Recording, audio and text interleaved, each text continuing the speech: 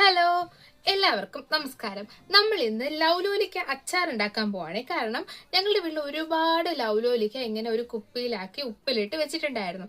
അതിന് അച്ചാർ ഉണ്ടാക്കി തരുന്ന പ്രതീക്ഷിച്ചിരുന്നിട്ട് ഒരുപാട് നാളായി. അപ്പൊ ഇന്ന് ഫൈനലി ഞാൻ അമ്മയെ കൊണ്ട് അച്ചാർ ഇടിക്കുകയാണ്.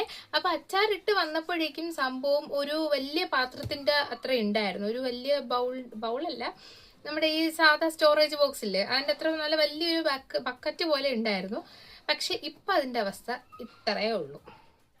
വേറൊന്നുമല്ല, എൻ്റെ സ്വന്തം ചേച്ചി പകുതി മുക്കാലും എടുത്തിട്ട് പോയിട്ടുണ്ട്. ആകെ കൂടി എനിക്ക് വേണ്ടി അവശേഷിപ്പിച്ച് വെച്ചത് ഇത്ര മാത്രം. അപ്പൊ ഇതെങ്ങനെയാണ് ഉണ്ടാക്കി നോക്കിയിട്ട് വരാം, ബാ.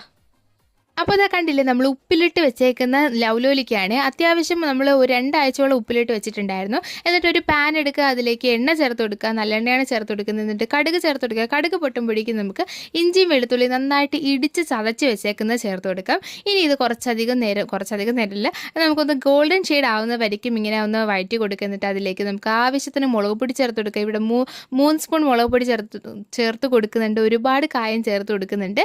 എന്നിട്ട് കടുകും ഉലുവയും കൂടെ വറുത്ത് പൊടിച്ചതും കൂടെ ചേർത്ത് കൊടുത്തേക്ക്. എന്നിട്ട് അതിലേക്ക് നമുക്ക് ലൗലോലിക്ക ചേർത്ത് കൊടുക്കാം.